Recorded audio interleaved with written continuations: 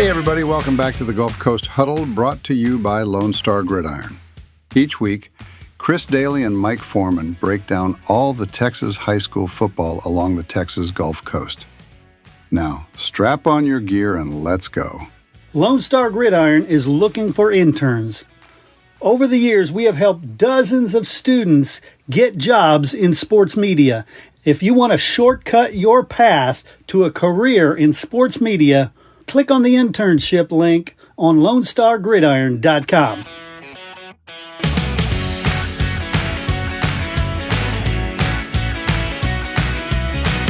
All right, everybody join me in welcoming the one and only Mike Foreman to the Gulf Coast Huddle. How you doing, Mike? Doing great, Chris. How are you? I'm doing wonderful. That was a great opening week of football. A lot of, obviously all the area teams in action, but I was at Edna hosting Industrial. That was lopsided.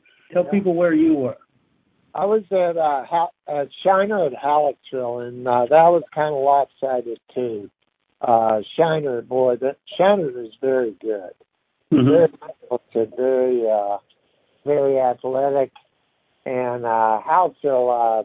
I don't know. Hallettsville just didn't play that well. I don't think. Hallettsville's got some pieces, but boy, Shiner is just. And they are very talented. And the thing about Shiner is not only are they talented, they're very young.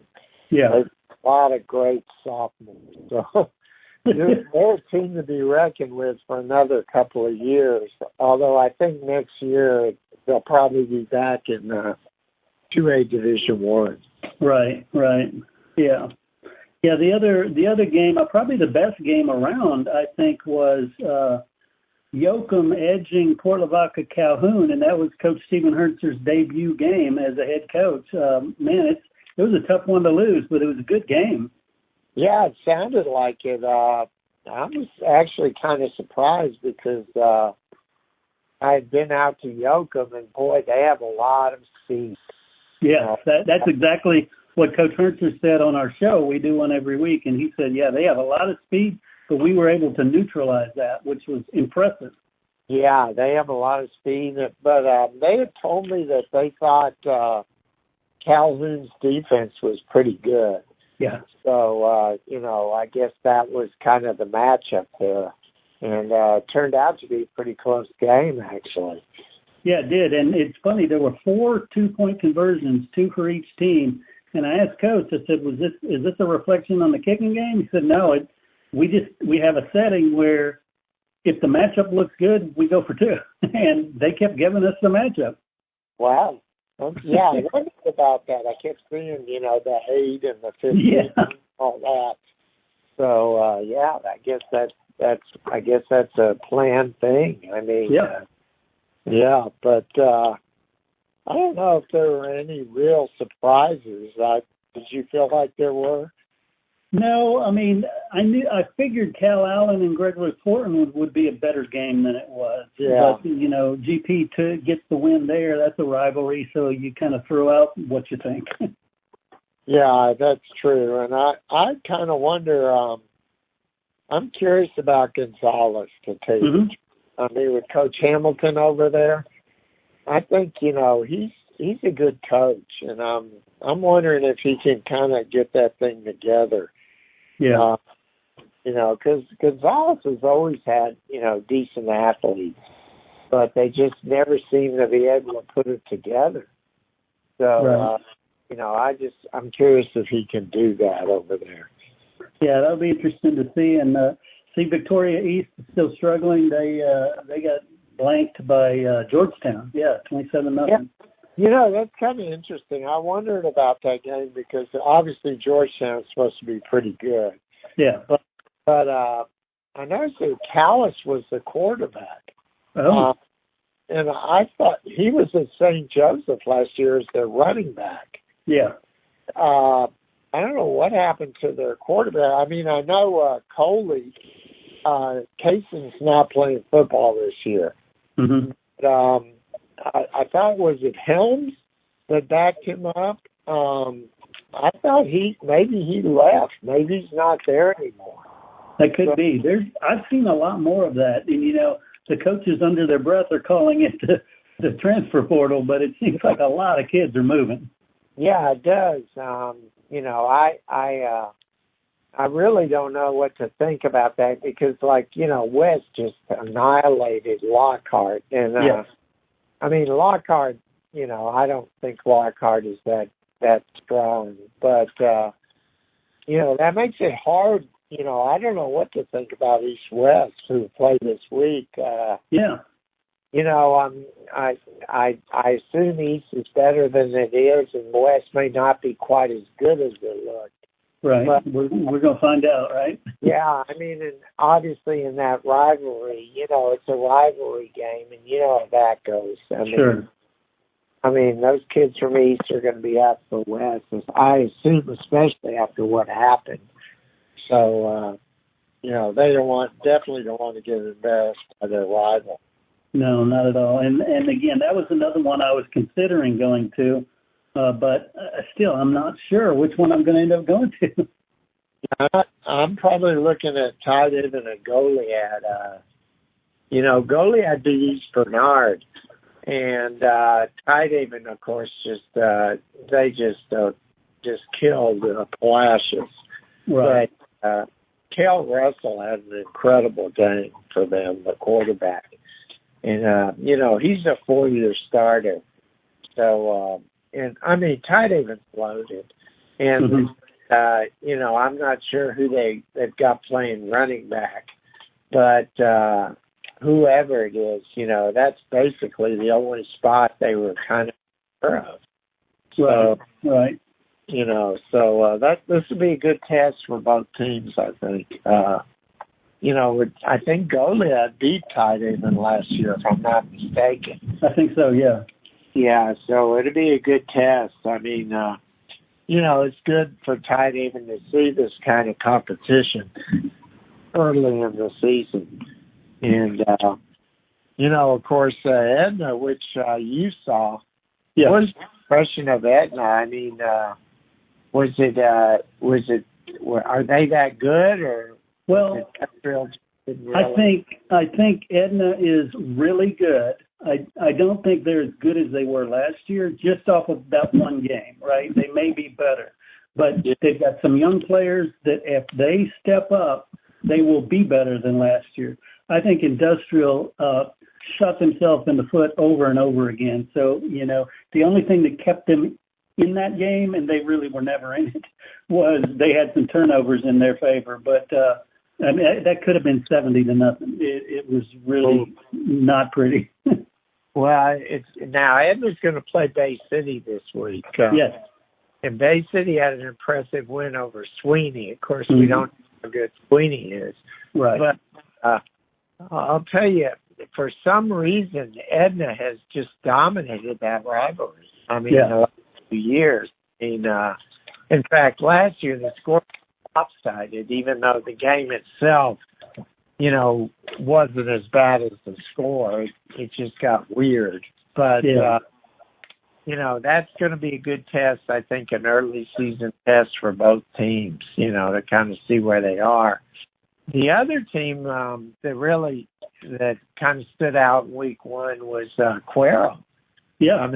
To go up to Columbus now, obviously Columbus is not as good as they were last year. Right, yeah. Everybody made a big deal out of it because Columbus was Columbus last year, but they graduated their talent, So, yeah. You had a quarterback that is at TCU now. Yeah. So, and also one of their best receivers is hurt. So, it's not the same Columbus, but still I think that's impressive for Cuero because they have a ton of new guys on defense. So, that had to be encouraging for them. And they're going to play Livonia this week. Livonia just, they wiped out Edison, San Antonio Edison, which I wasn't surprised at that at all. Well, I guess we'll find out a lot more about both teams this week. I tell you, the other one we're going to find out a lot about is that Calhoun team we talked about. They're playing against Sinton. You know, Sinton's a good team, and this will tell us, is Calhoun, that much better than they've been in the past? Because, as you know, the last several years, they start out 0-3, 0-4, and then they get rolling. Well, I'll tell you, though, Sinton is not as good. They graduated a ton. Yeah. And from what I understand, their numbers are also down. That in fact, one of their coaches was telling me when I was at a basketball playoff game that they might drop to 3A Division I in the next alignment. Apparently, they had a huge senior class. Right. So, but Sinton, like you said, Sinton's always good, always competitive. So, yeah, it will be a good test. I tell you, he said, I asked him, what did the fans think about this offense versus what they've been used to? And he said, yeah, they're not used to it. The players are not used to it. Being in a shotgun situation, it's just not normal for what people are accustomed to. But he said the kids are figuring it out really fast. And that, to me, is going to be the whole big deal is can the kids adapt to his new system and start taking advantage of it. Well, who's running the defense? Because I know the defensive coordinator, Celine Allen, he left to go to East. Mm-hmm. So he obviously has a new DC. Yeah. But I will tell you, Coach Herntzer is a defensive guy, so even with a new DC, I guarantee he's got some input. Yeah, I guess he does. And it's kind of interesting. You talked about GP and Cal Allen. Mm-hmm. GP now, the defensive coordinator down there is, I believe, is Mitchell, Jimmy's brother. Oh, yeah. And his son is playing down there, Tate. And nice. Tate's a heck of a linebacker. So that had to help GP. And, I was surprised that game wasn't closer as well. GP must be pretty good this season. Everything I've heard, everybody says they're a much improved team. Yeah, so there were, I don't know, like you said, if there were any surprises, but I don't think there were any big shocking surprises, but no. In the first week, you never really know.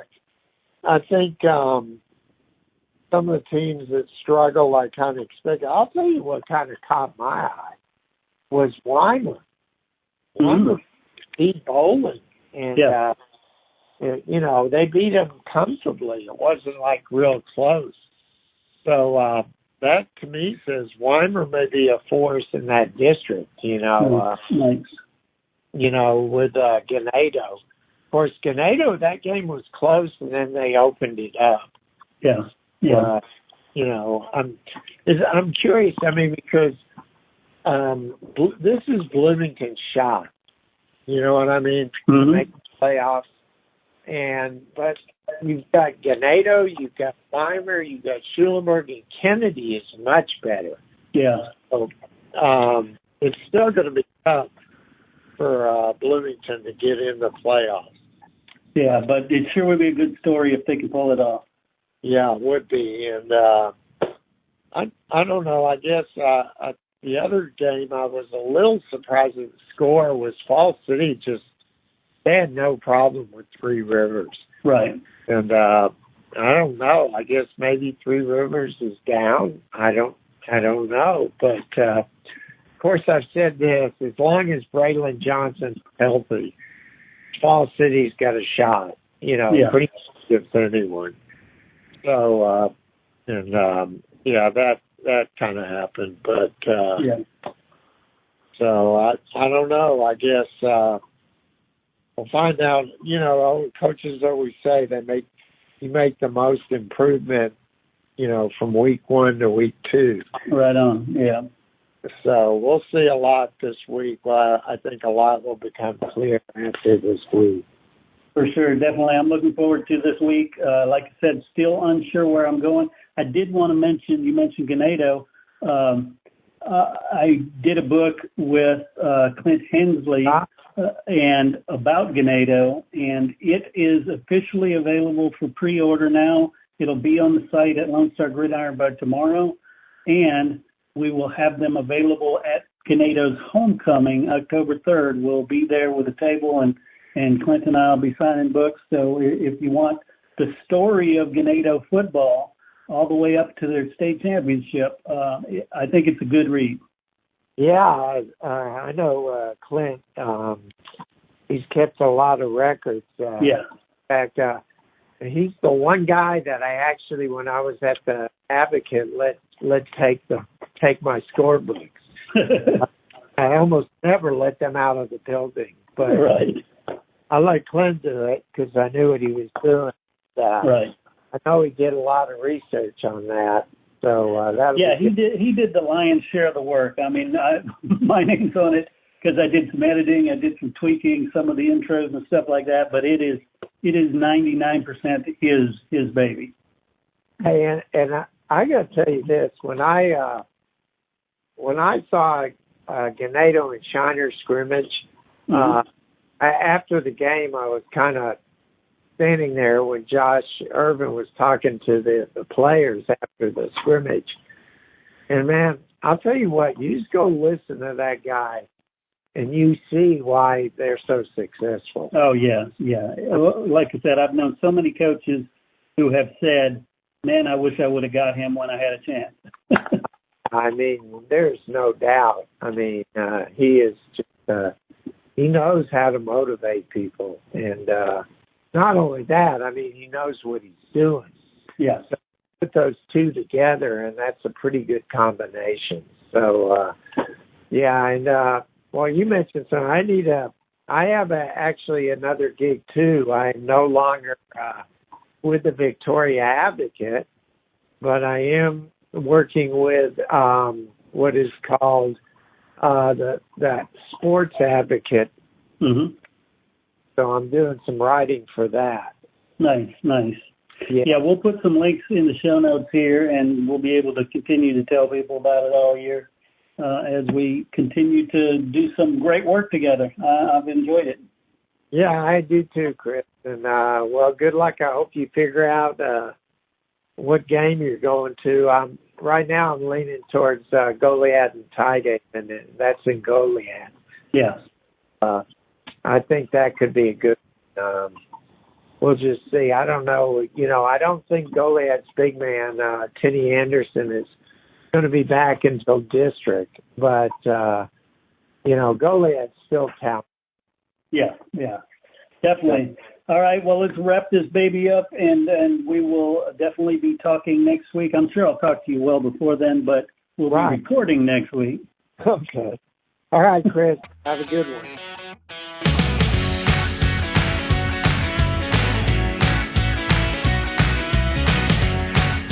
Coaches, boosters, parents, every sport deserves a spotlight. From football and volleyball to basketball, soccer, baseball, softball, track, wrestling, and more.